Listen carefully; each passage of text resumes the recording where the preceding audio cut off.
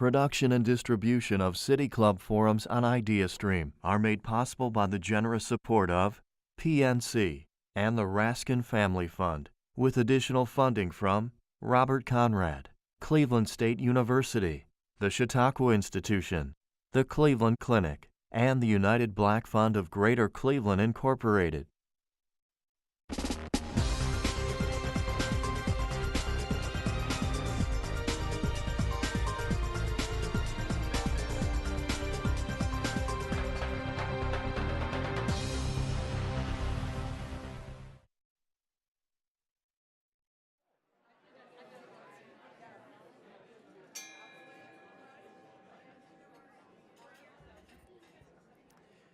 Good afternoon and welcome to the City Club of Cleveland.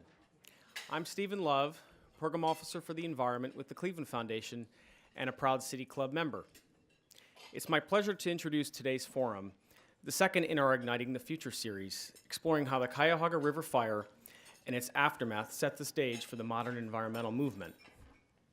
Astute and nimble reactions from Cleveland Mayor Carl Stokes and his brother Congressman Louis Stokes elevated the river fire to a national environmental emergency, culminating in landmark federal policies including the Environmental Protection Agency, the Clean Water Act, and created momentum behind the first Earth Day celebration on April 22, 1970. While two African-American men played an integral role in the advent of the environmental movement, since that time, it can be argued that communities of color have received little visibility in the mainstream movement's progression, yet communities of color are disproportionately affected and impacted by environmental risks, including soil and water contamination, air pollution, lead poisoning, and climate change. Today is the 26th World Water Day, an annual United Nations Day that highlights the importance of fresh water.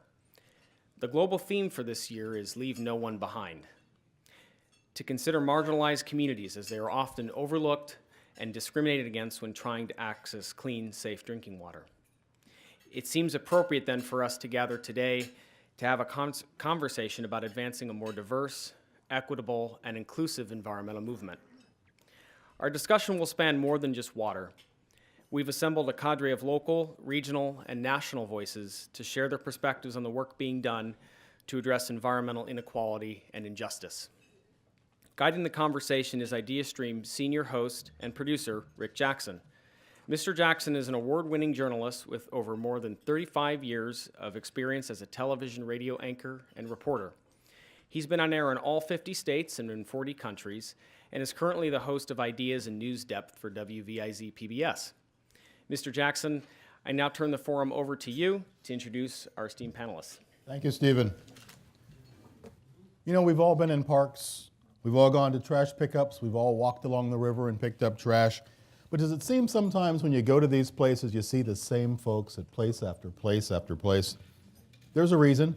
It seems we often ostracize certain communities, certain groups from coming along with us, not everywhere, but often enough. Why? That's part of what we're here to discuss today, environmental equality. We've assembled a great panel for you today. I will introduce these wonderful ladies. Samia Bray is with an eco-consultant and diversity advocate with Green 2.0. Donna Hope is with Emerald Cities Cleveland. Debbie Undala is with the Conservancy for the Cuyahoga Valley National Park. Could you welcome them, please?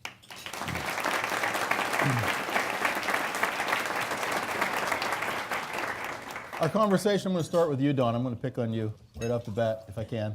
She just got here, too. Literally just landed. Literally just landed. Walked in here with her suitcase.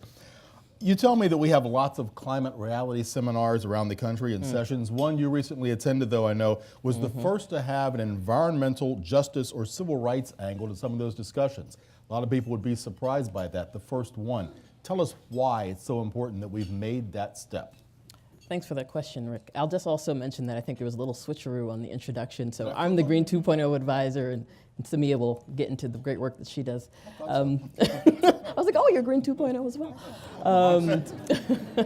So I literally just got off the plane this morning from Atlanta, where I was for the 40th Climate Reality Project training. This is a climate change awareness initiative and training outreach led by former Vice President Al Gore.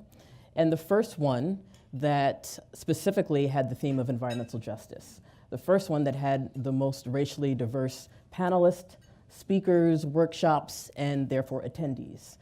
This was the first time in the history of the organization, Climate Reality Project, that they also had a diversity, equity, and inclusion statement, which I helped a lot on the back end with editing and revising, and encouraging them to make a big deal about it, because it was a big deal. This is a white-led, pretty much white-fronted organization that hadn't really dealt in these issues.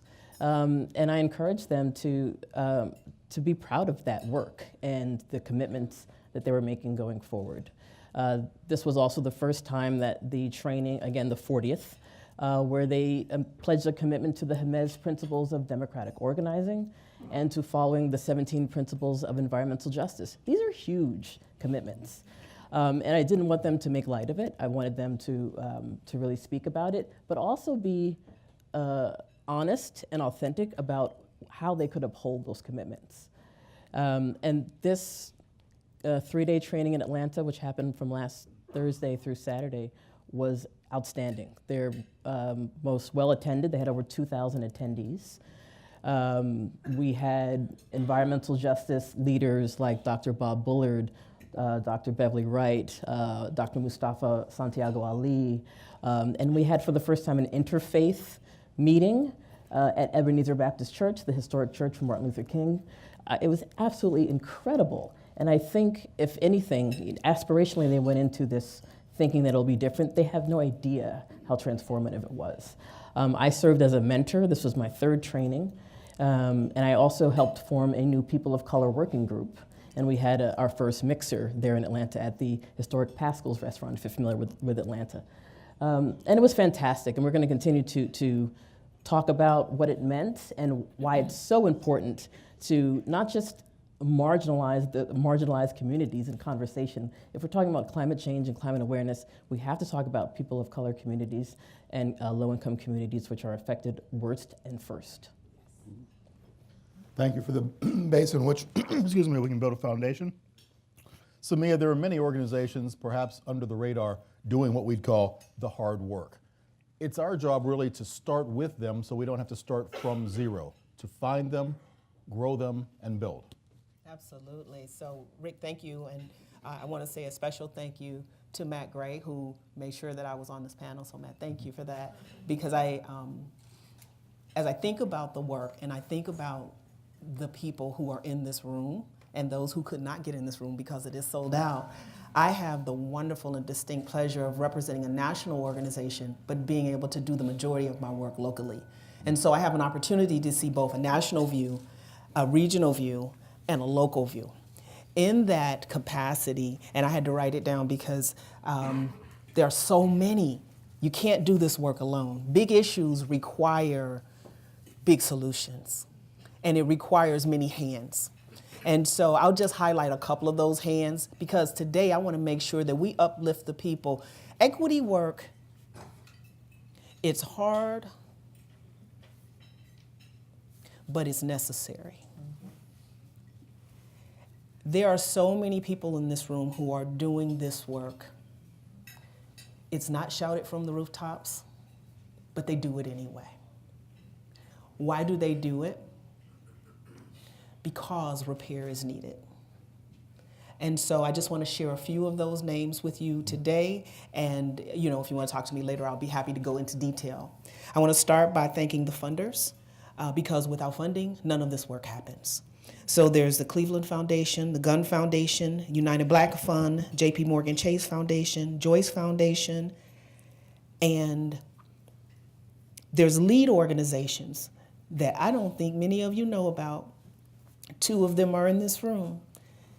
There's a Northeast Ohio Regional Sewer District who's working very closely with a national organization called,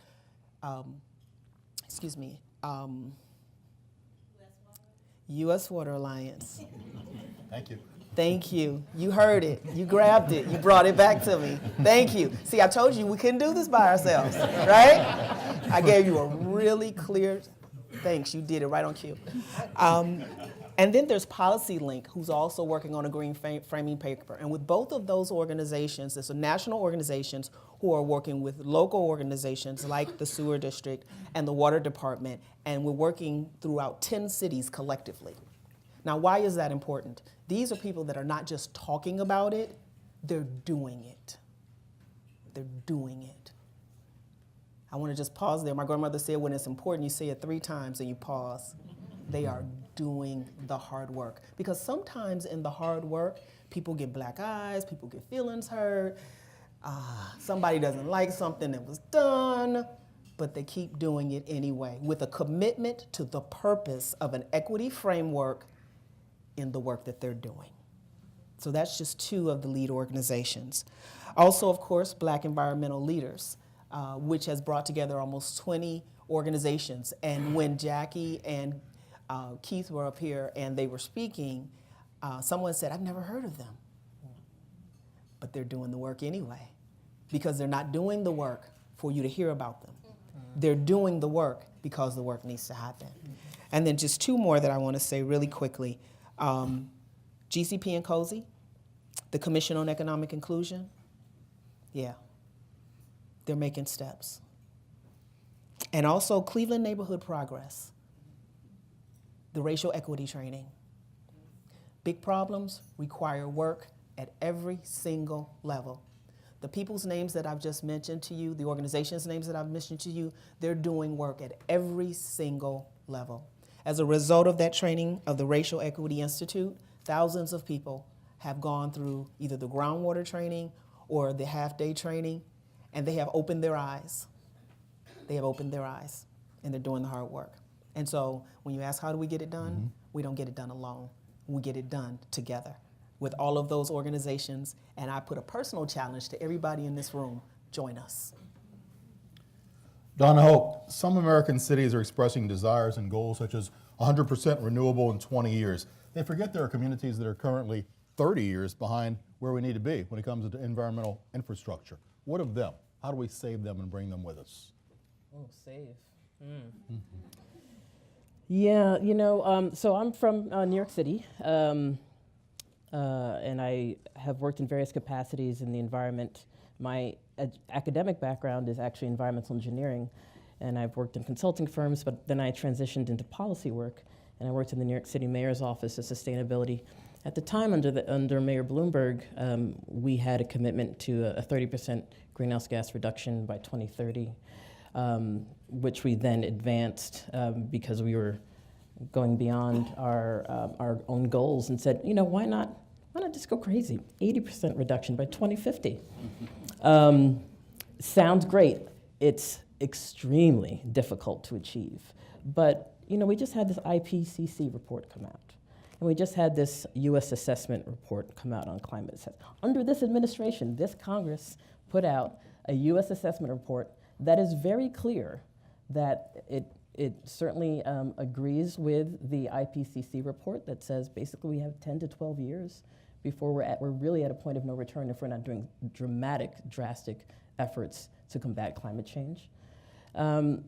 And it's frightening. It's really scary. I think it's really important to keep hope, and I don't just say it because it's my name. And the name of my company, You Hope Consulting, and the theme I say is the hope is within you, because we all have to do our part in some way. And I always try to encourage. I have a lot of mentors, and also I have mentors, and also I mentor a lot of people. And I always ask for, what is that inspiration, and how can you engage people, particularly climate deniers, and maybe not denial intentionally, but just from lack of information, lack of engagement, particularly in our communities. We're just not having the right framework of dialogue and conversation. I always try to meet people where they are, see what the barrier is to understanding or commitment, or what that apathy is. So on an individual level, it's very personal. Then you move up from there to academic institutions, and it's, the youth are going to be most impacted. The student strike that happened last Friday was incredible. This happened all over the country and all over the world. The youth are leading the way, and the youth are going to save us, y'all. So, don't suppress their voices. Support them in any way you can. Ask what more should be done. How can we center their voices and their efforts? Because a lot of times, we don't give them the agency that they deserve. Or the time or the platform to really express their concerns, and the youth get it. And they're scared and angry at us and saying, how could you let this happen? So whatever motivation I say, that we can find even on just a basic level before we even get into policy and other things, I'm always looking for and encouraging. And I'm not even sure if that addressed your specific question, but. Okay, it was still good. Thank you. Debbie Undala, I don't know how many people know that the Cuyahoga Valley National Park is one of only 3 parks in the Parks to the People movement, the others, if you're a trivia buff, Golden Gate and Gateway in New York, in which urban needs are being addressed with specific intention. But you tell me that we aren't really meeting the urban needs with the CVNP. Yeah, thank you, Rick. And first of all, it's a really big honor to be on this panel. Yeah, we were established back in 1974 as one of these 3 parks, specifically to address urban unrest of the 60s and 70s. So here in Cleveland, this is in our DNA that this park should serve a wider urban population. We are not seeing that in our statistics. We're not seeing that in our staffing patterns, our volunteer patterns. And historically, parks were placed away from people to be in beautiful, pristine areas.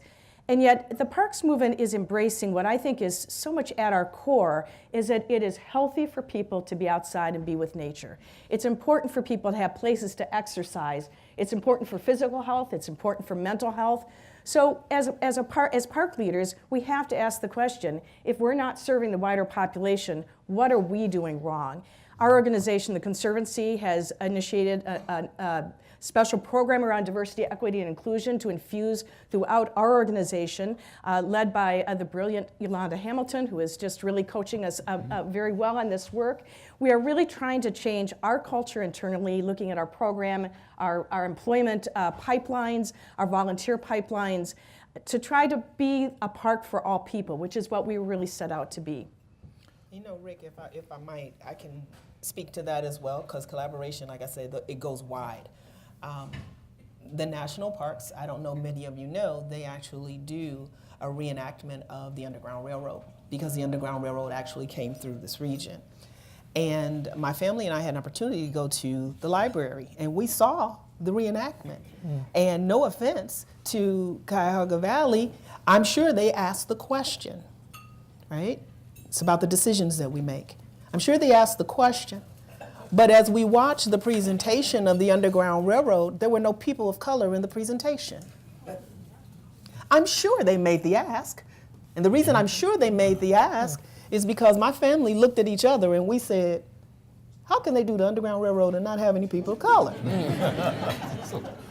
And so then we said, we would like to volunteer. And so as we talk about equity and we talk about getting the work done, for the last 4 years, my mother, myself, my son, and my daughter, we have all been volunteering for the reenactment of the Underground Railroad. It wasn't because they didn't ask. They asked, will you answer? That's where equity happens. It's not just one, it's a balance. Okay. I want you to follow that. How do we reach out to people who feel like I'm not being included, or worse, I'm being ostracized? So here's an interesting thing that, and again, I will own this. This is Samia's personal comment. I will own this. I have a belief that it is one decision at a time. Now, some people say, well, Samia, that's just too simple. Think about it. Everything that every one of us are exposed to, experience, or participate in was because of one decision that led to another decision, that led to another decision. And I have a suspicion that we have ended up in this place where we have to have a conversation about equity because of a lot of decisions that built upon other decisions. And so it is my hypothesis that we undo that now that we have new information by perhaps making different decisions that build on different decisions, that build on different outcomes. It's not hard, but sometimes it's much easier to blame the other person and say what they aren't doing or what they're doing to me. Now, please don't get me wrong. I'm not saying that injustice does not exist in our world. Of course it does. But what I am saying is that there's a room full of people. We're sold out. There's a lot of decisions happening in this room right now. Right now. One decision at a time. I think a part of our answer lies inside of there. Donna, how do we remove that banner of elitist from the environmental movement so that everyone can be included? Yeah, I hate that banner. I do. And a lot of it, it's false perception and perpetuation of an incomplete picture. My environmental love started at a very young age, encouraged by my family. Harlem raised for generations, and we would go to state parks and camp out. And I didn't see anything unusual about that at all until I came back and told my colleagues. They're like, what are you talking about, black people in the woods? What are you They're from Harlem? It's like, yeah, that's what I don't understand. Isn't that what everyone does? I don't understand. My family always had a strong connection to nature and encouraged my environmentalism. And then it was fostered through community engagement, through the Girl Scouts, through my environmental work, and then later on professionally in the work that I did. And now I work actually as a freelance consultant, specifically dealing with diversity, equity, inclusion, and environmental fields. And my invitation today came through being consultant for the Trust for Public Land. And even though she's not present, a shout out to Chanel Smith, the Ohio State Director, who's the reason that I'm here and was invited to join this panel. And the Trust for Public Land has a lot of agency and access to green spaces, and specifically for people. And as was mentioned, because of its particularly health benefits, spiritual benefits, mental health benefits to us to have access to this nature. But it hasn't always felt so welcoming to us. It hasn't, I've experienced this personally. I do a lot of traveling around the country, and I go to as many state and national parks as possible. And even if verbally there hasn't been any accusations, just visibly I felt negative energy directed my way just for existing in the space. And whatever perception of like, why are you here, or how did you get here, or how dare you, just absolutely unfathomable. And so I understand that it's not just enough to say, no, this park really is for you, but is it? And if I go to that park and bring my family and friends, are we welcome? Are we safe? And this is something that the Trust for Public Land is working on deeply in terms of a new strategic plan development, a whole suite of initiatives and impact areas, and it's difficult conversation. This is, again, a white-led, white-fronted organization that hasn't really dealt with diversity, equity, inclusion internally and in terms of their staff, executive staff, and board members, and also externally in terms of their framework with how they engage with communities. So we understand, one, that it's very hard work, but it's very necessary work. And I'm committed to doing what I can, and whether it's from enacting, again, and I always, as a consultant, I always say, it's great to put these words on paper and say your commitments to diversity, equity, inclusion, et cetera. But how are you going to uphold that? How are you going to commit to that? Who are you working with? Who are you inviting to the table for these conversations? How inclusive are you really being? And if you're hiring, are you retaining that diverse talent? Because if it's a revolving door, then there's some internal culture that still hasn't been addressed. Deb, you said there are unspoken messages that you've seen at yours and other parks that really keep black and brown people off that front door. Yes, it's some of it intentional, some of it not. I think most of it is not, but it doesn't matter. We need to make changes. If the story I love to tell is we service a lot of children from Cleveland schools, Akron schools, and when those children get off the bus and they see the leaders and they don't see any faces that look like them, that's a big problem. That has to change. So part of it is staffing, part of it's programming. It is internal culture, and it's also what we do externally, how we position ourselves, where we market. We are finding great partners out. I see many of them in this room today that are great local grassroots partners who are helping us work on our culture and our programming, and I think that's where collaboration is really the key to this. Yes. So Mia, you talked about the idea that a lot of these organizations, white-led, walk into a neighborhood and they act as if they're the first people to ever introduce this idea of reduce, reuse, recycle. Yes. That's another Samia idea. I own that one. Over my career, I've had the opportunity to serve as a consultant for 30 years as well. And so in doing that, I provide organizational systems consulting, and I get a chance to see behind the scenes. I really love this work. So yes, I speak to that because, yeah, that's real. I've worked with clients who will say something like, we have a great idea. we're going to go into the urban environment and we're going to tell them about how important it is to have clean water.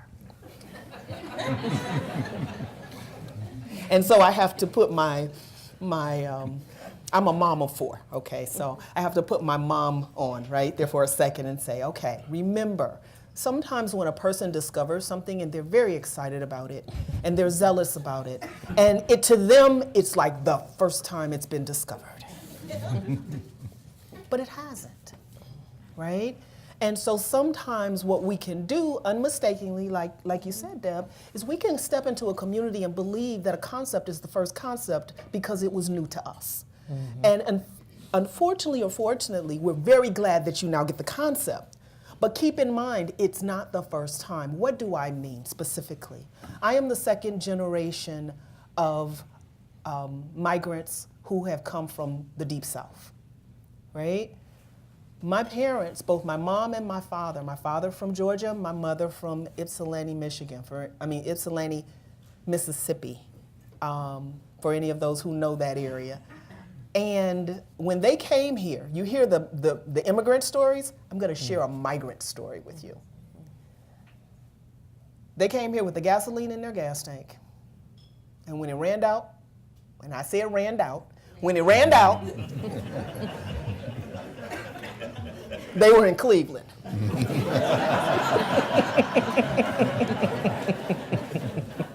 They met, Samia was born. Okay. And so what do I mean by that? At that time, people of color could not access, use, purchase, buy all of the things that would be needed for something as simple as gardening, right? Fertilizer, sometimes maybe you could purchase, maybe you could not.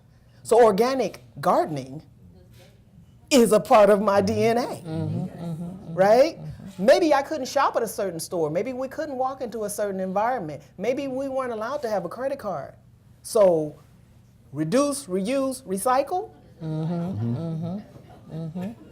Okay. Yes, we learned how to use things over and over and over and over again. Now, we didn't have a marketing department to call it that, and no offense to our wonderful marketing departments. But I share that to you to say, I joke, but it is very serious. Just be mindful. If you're working with an environmental organization and you're doing a great work of going into the community and you're speaking with people, check in first.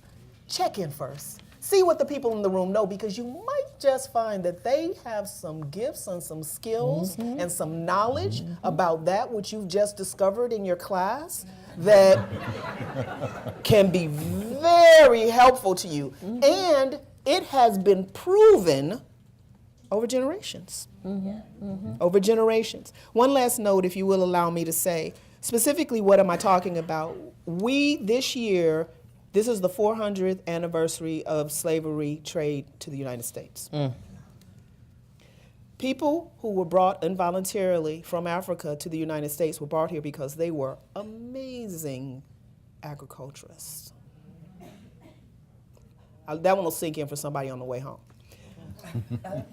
They understood how to grow crops in any environment. So much so that some of them did not know where they were being taken to, when they would arrive, or how long it would take to get there. But they strategically sowed seeds within their hair so that wherever they landed, they knew one thing. They had a crop, they knew how to grow, and if they could find some land, they would grow it and they would survive. It is a miracle that we are still here today.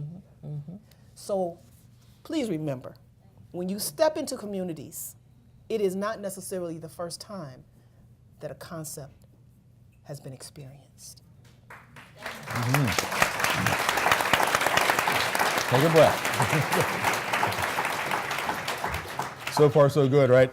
I'm Rick Jackson, senior host and producer for IdeaStream. Today we are listening to a forum on increasing diversity in the modern environmental movement, featuring Samia Bray, director of Emerald Cities Cleveland, Donna Hope, eco-consultant and diversity advocate for Green 2.0, and Debbie Andala, CEO of the Conservancy for Cuyahoga Valley National Park.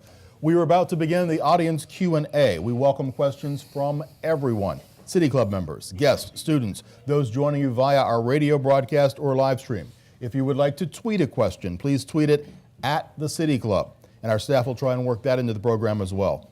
Holding the microphones today, City Club intern Oramilo Urisana and Marketing and Outreach Coordinator Julia Wong. May we have the first question, please? So I'll take a question from Twitter first. Got it. So given the linkage between recreation and the environment, how can we provide meaningful and sustainable opportunities for minorities to engage with the Cuyahoga River and Lake Erie on their terms, including recreational usage of the river and lake that lack racial and economic diversity? Deb, you've got water and parks, so go ahead. We do, and the Cuyahoga River, of course, is the key resource of Cuyahoga Valley National Park. It's a great question. The river runs right through the park and right up through Cleveland, starts east of Cleveland. It's a really wonderful resource. I think to help folks be comfortable with the river, this is where our community partners come in, and through working with community organizations and providing a variety of ways to have access to the river. And I think I hear that as a programmatic question.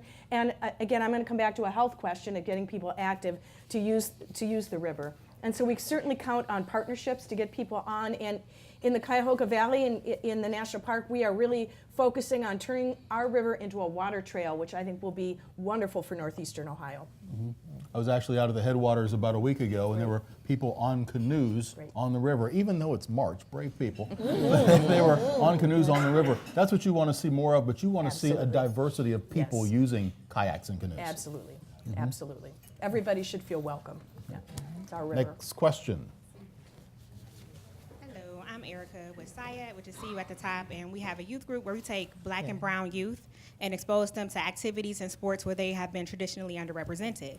And speaking with, listening to you guys, Donna, especially you being a consultant who hasn't necessarily worked in Cleveland or a part of our Northeast Ohio culture,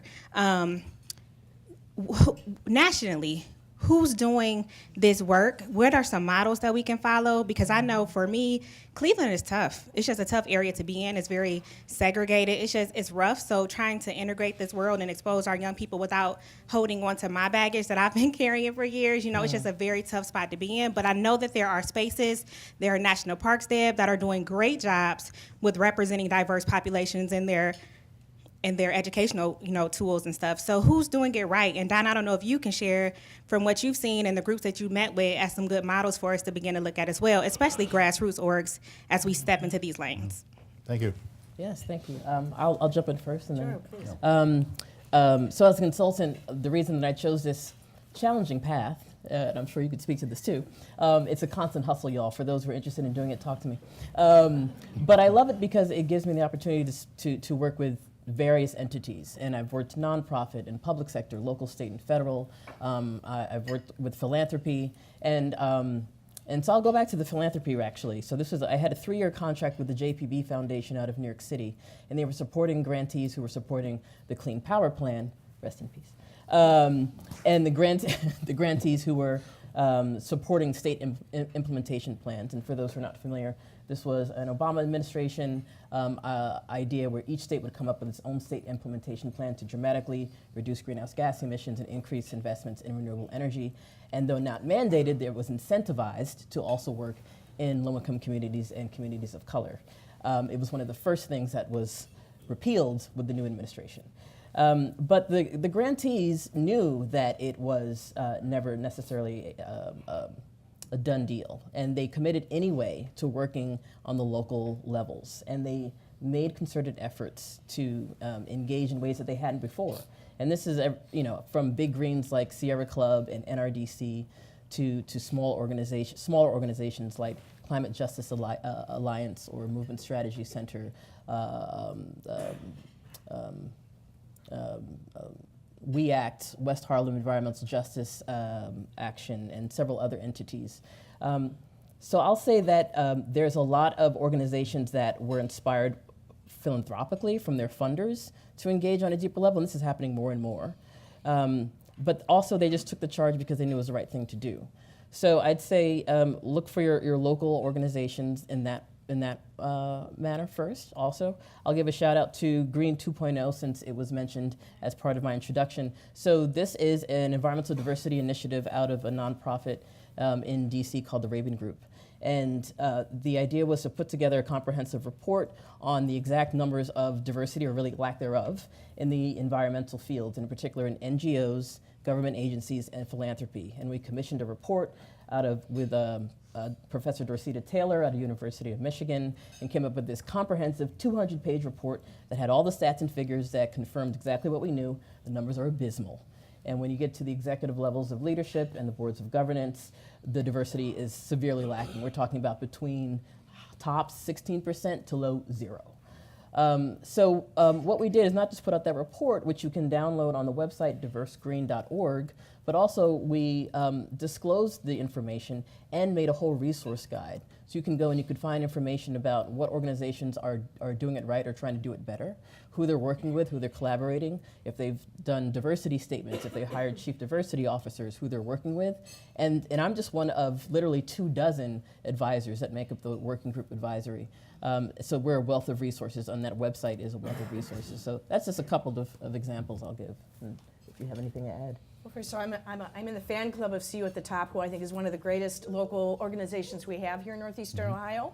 And I think you're a great example. Where I see national parks being successful around the country, it's local organizations who are taking this work seriously, breaking down barriers, and again, partnering. We found as we work with kids at our environment-led centers, sometimes our language is way off. For example, what's a hike? If you're a city kid, you may not have heard the word hike, and we talk about going on hikes. Sometimes it's clothing related, sometimes economic related, and that's where partnering with local groups and having you help us be authentic in our work, that's really, really important to us. Thank you. Next question.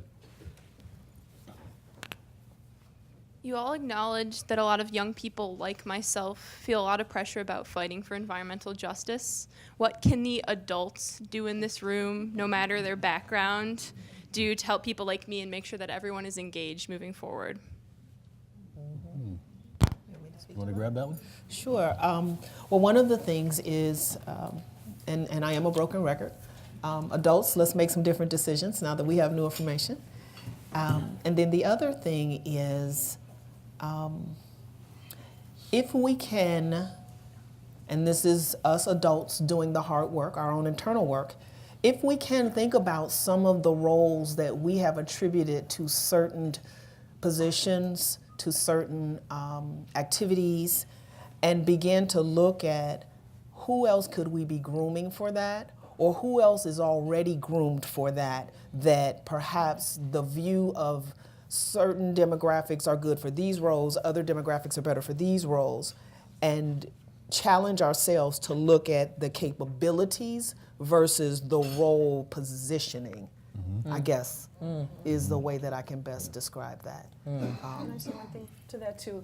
Sometimes we as adults talk about the young people have to be worried about the world of the future. Right. This is your world right now. That's right. And we as adults need to listen. We need to be better listeners. And sometimes we just need to get out of the way and let you take charge. Right. So that's a perfect example. So a young person may be very mature. They may be young, but they may be very mature. They may have an understanding, but there may be some unwritten rules or perceptions within our organization that says, no, somebody to get that position has to be a certain age or have had to have a certain experience.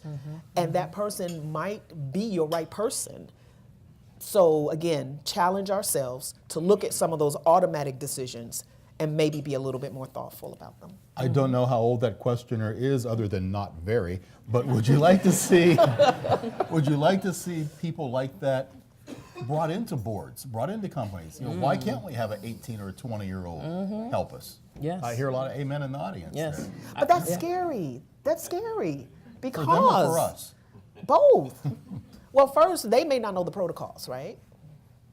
And then secondly, they may be concerned that if they said something, the civility within the room might just position them right out of having a voice.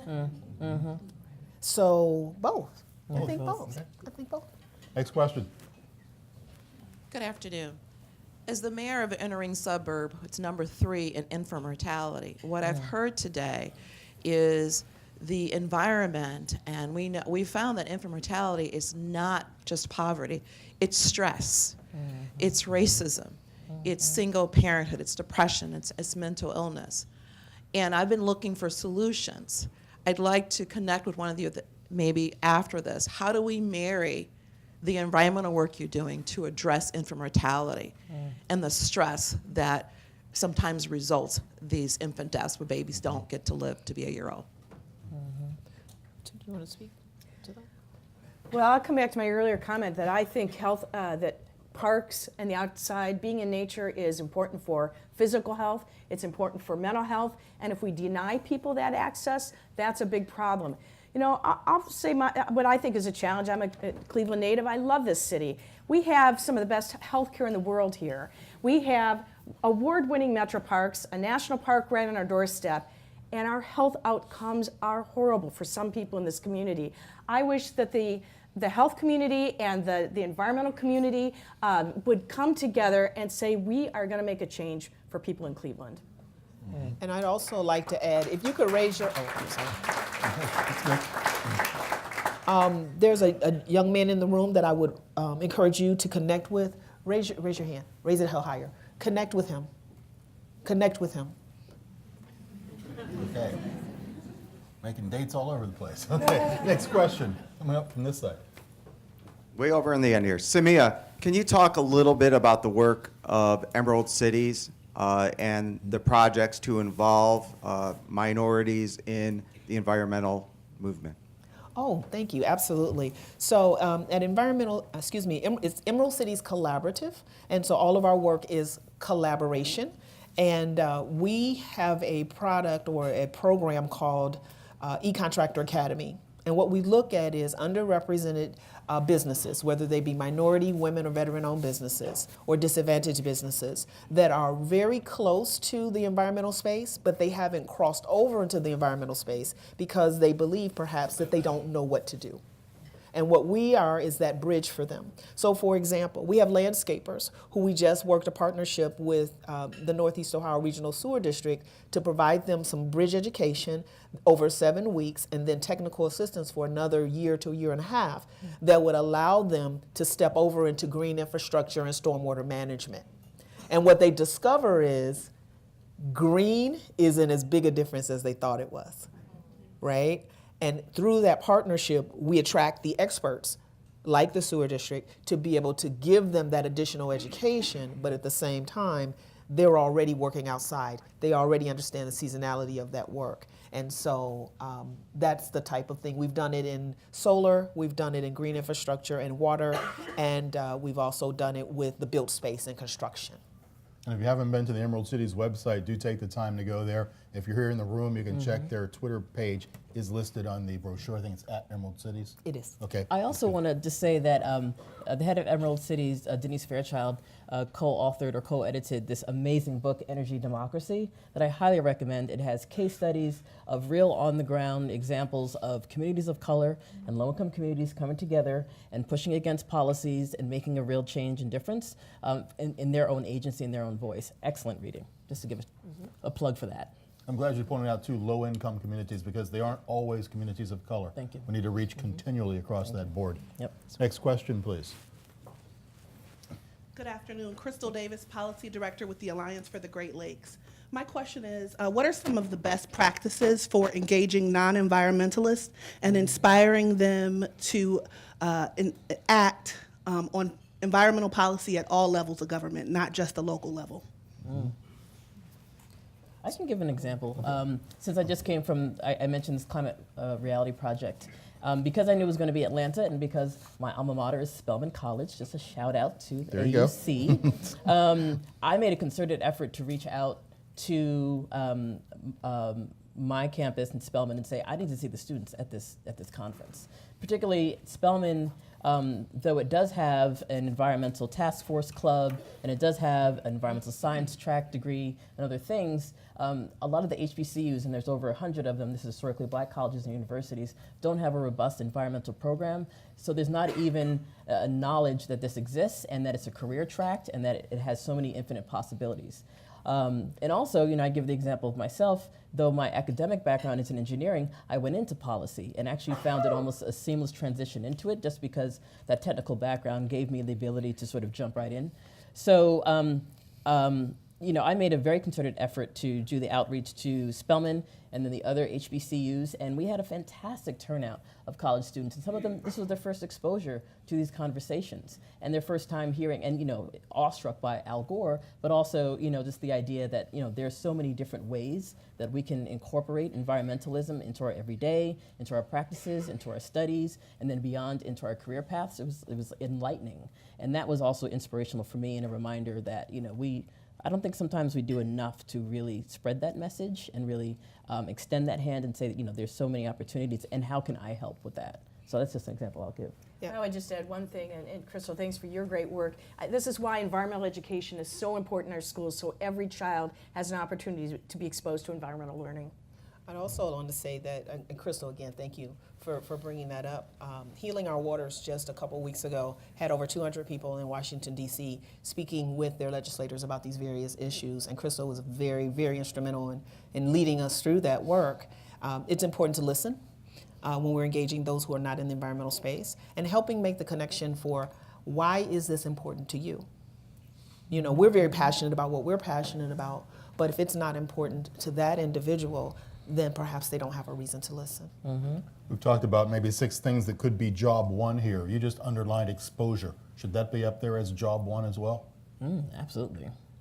Absolutely. Exposure as in exposure to different job opportunities or exposure pathways to the movement at all. Oh, yes, absolutely. I think, and there's so much false rhetoric, fake news and alternative facts that are out there. Like, this is so real. Had to go there. Like, it's so real and so dire. And the youth in particular, they have to be front and center. They have to be leading this effort. They have to be engaged and informed and supported. Hi, I'm Kim Foreman from Environmental Health Watch, and I work on healthy homes and sustainable communities. And I think I want to ask a question or ask your perception of this, because I think we program a lot of things. We don't connect it to policy, and then we tokenize residents and youth or give them stipends. And so I've been really working hard at developing budgets that are equitable, and the line items need to be, really support those who might not have a degree or whatever, but have experience and lived experience, as well as, training folks to death who can train us, quite frankly, And so I think that growing the voice, but also we have our perspective, and Samir, you just said what I was going to talk about, is that we have a thing that we want to get done, but they have other priorities, and being more comprehensive in our approaches and not coming from a conservation sometimes, but a health lens, because that's what people are experiencing. But really, I'm trying to work on models to really make sure the residents are connected to policy change and actually have opportunities today as we still grow capacity. Thank you. Thank you. James Tusach, Merrill Lynch, Bank of America, and Cleveland resident in Glenville neighborhood. My question is, as our elected leaders that we have here in our community, our city council members, and maybe not just here in Cleveland, but in New York City and other major metropolitan areas, what is their social responsibility to lead this charge to help meet people where they're at in the grassroots event and helping people realize what the issues that we have here? What suggestions, what have you seen has worked in other communities that we can duplicate here in Cleveland?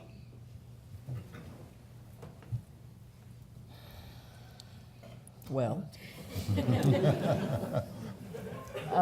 New York City, we're very competitive. So we like to put forward bold and audacious plans and show that we can uphold them. And that takes so much work on the back end. My tenure in the mayor's office was 4 years. The first year I was managing a help center for a new law that had rolled out called Local Law 84 benchmarking. This was the energy and water reporting requirement for the largest, most iconic buildings in New York City, 50,000 square feet and larger. And it was extremely tedious to roll out. You had to get these buildings that are housing the stock market, that are housing our biggest media companies, and the Real Estate Board of New York, which is extremely influential and powerful. And there was a lot of negotiations that happened, and I came in after those negotiations were done. But what it did is it really formed like a cohesion that hadn't happened before. And Mayor Bloomberg's charge in 2006, when he formed the Sustainability Office, was to put together the sustainability plan. And he realized that it had to be comprehensive on all levels, and it required the local government agencies to come together and collaborate in ways they hadn't, to outreach in communities in ways they hadn't, partnerships with utility companies where these conversations hadn't been happening, and said, look, if we're really going to have this charge, and at the time it was 30% greenhouse gas reduction by 2030, so we all have to work together. Even if we haven't necessarily worked together before in the past so nicely, we have to work together at least on these initiatives. And the benchmarking was literally like a benchmark. It was like the lowest common denominator. It was just we're just going to start managing our usage. And then from there, we have a baseline and can see where we can make improvements. And I'd say that, that was, I was so honored to come in at the beginning of that and sort of see that process. And my role from manager and then transitioning into policy advisor, I literally was coordinating with 5 or 6 different local agencies, Department of Buildings that was doing the enforcement, Department of Finance that had the building list who had to comply. Then you had the mayor's office that was sort of managing the entire policy work. But then we were using our water utility company is actually another agency, Department of Environmental Protection. And again, these agencies hadn't necessarily all worked together before. So we all had to collaborate on that level. Then we had to get our utility companies who hadn't necessarily, we had worked with in this productive a manner to say, hey, we need access. All these buildings are going to need access to their energy usage. Is there a way to put that together? And that required a whole nother set of work. And then the tool, we needed an input tool to take all this data. So then we used an EPA tool called Portfolio Manager Energy Star. And because we automatically became now their biggest client, New York City became hugely influential in developing that tool. That sort of, it's a free tool, and you could, I think you could still use it online, but it had been tailored to this specific ask. And all these other municipalities suddenly said, wow, you know what? If New York City can do it with their 1 million buildings, we can do that too. And we started getting a lot of visitations from a lot of other municipalities who were asking about how we did it. And it's funny how sometimes you don't realize the depth and breadth of work you do until you start talking about it. And we said, wow, that is kind of amazing how we did that, huh? And so these partnerships and collaborations were crucial, and really fostering those relationships and working together was absolutely pivotal. Being accessible to all the constituents who had to comply. We did a lot of public presentations. We put together the results. We made the public disclosure, and that took a lot of conversation as well. A lot of people didn't want their energy and water usage disclosed, and we explained that it was very important for that to be public-facing, to hold other people accountable. Again, because New York City is so competitive, they wanted to be proud of what they were showing and displaying. So I won't say it was easy, but that's just an example of, it just took thinking outside the box and collaborating in ways that we hadn't before. And if there needed to be some compromise, we talked about it and discussed it, and nothing was necessarily off the table. And eventually, we got to some success, and now it's a very successful. In our first year of a rollout, we had a 75% compliance. No one believed that. And now we've gone from the largest 50,000 square feet down to 25,000 square feet buildings, which includes a lot of multifamily buildings. That's a whole other set of challenges. But I think the city is really setting a precedent in that way and working in ways it hadn't before. So that's just an example I'll give. So bottom line to his question, what every city needs is their own Donna Hope in the mayor's office. Not necessarily to be a puppet master, but to hold all the strings. I did. When I left. And I gave a year's notice when I left because I was so proud of the work I did. I didn't want to just give 2 weeks and have something fall apart. So I said, I'll put together a packet that you can give to, I would recommend, the 2 people that you'll hire to replace me. And it was like a phone book binder of once I realized all the work. I mean, it did take a lot, but then they realized, they recognized how much effort it took, and so. I want to share a couple of ideas that could also perhaps provide assistance. One is understanding who it is that you want to speak to. So taking the time to get to know them before you need something from them. And then the other piece is, once you have that understanding, be very succinct and clear about what it is that you want and how it would benefit the constituency that they represent. I've found over my 30 years as a consultant, those are the 2 things that when we're trying to impact policy, along with having more objective data versus anecdotal data, that's a little easier to defend within policy, is the objective data, along with understanding how those political entities receive information and they need that information, and then being very clear with what the ask is.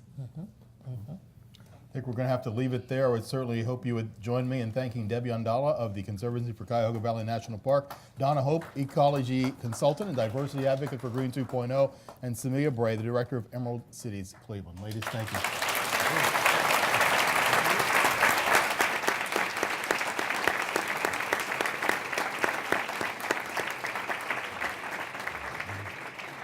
I'm Stephanie Jansky, Director of Programming for the City Club, and today we've been listening to a forum on increasing diversity in the modern environmental movement, featuring, as Rick said, Samia Bray, Director of Emerald Cities Cleveland, Donna Hope, Eco-Consultant and Diversity Advocate for Green 2.0, and Debbie Andala, CEO of the Conservancy for Cuyahoga Valley National Park. Our moderator has been IdeaStream Senior Host and Producer Rick Jackson.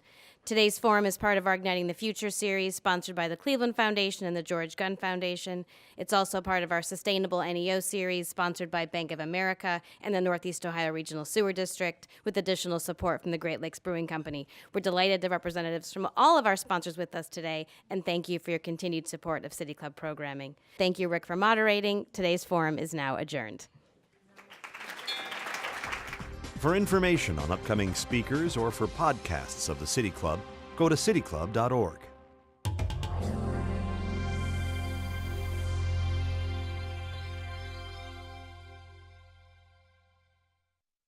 Production and distribution of City Club forums on IdeaStream are made possible by the generous support of PNC and the Raskin Family Fund, with additional funding from Robert Conrad, Cleveland State University, the Chautauqua Institution, the Cleveland Clinic, and the United Black Fund of Greater Cleveland Incorporated.